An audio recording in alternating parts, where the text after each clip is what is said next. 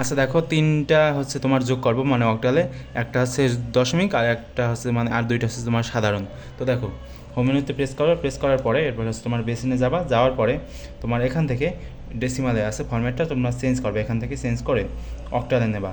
তো নেওয়ার পরে এখন আমি যদি এগুলো ইনপুট করি 5675, মানে সাধারণভাবে আমরা যেভাবে ক্যালকুলেটর দিয়ে যোগ বিয়োগ করি সেভাবে তোমরা যদি যোগ বিয়োগ করো, মানে যোগ যদি করো তাহলে যে উত্তরটা আসবে সেটা হচ্ছে এটা 12425। ঠিক আছে, তো কেটে দিলাম। এখন ফরম্যাটটাকে আর চেঞ্জ করা লাগবে না, যেহেতু ফরম্যাট মানে অক্টালি আছে সেহেতু।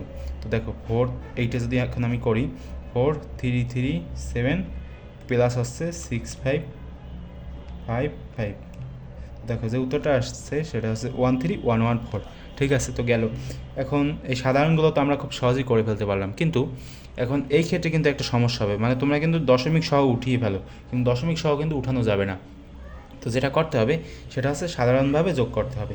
5436 প্লাস হচ্ছে তোমার 765, এরপর হচ্ছে তোমার 11। তো এরকম সাধারণভাবে যোগ করে এরপর তোমরা দেখবে যে কয়টা সংখ্যার পরে দশমিক আছে। তো এখানে যেহেতু দুইটা সংখ্যার পরে দশমিক আছে সেহেতু আমি উত্তরে দুইটা সংখ্যার পরে দশমিকটা দেবো, মানে শেষ থেকে শুরু করে। ঠিক আছে, তো এই বিষয়ে তোমরা একটু খেয়াল রাখবে, আর তোমরা এভাবেই সাধারণ নিয়মে সবগুলোও করতে পারবা।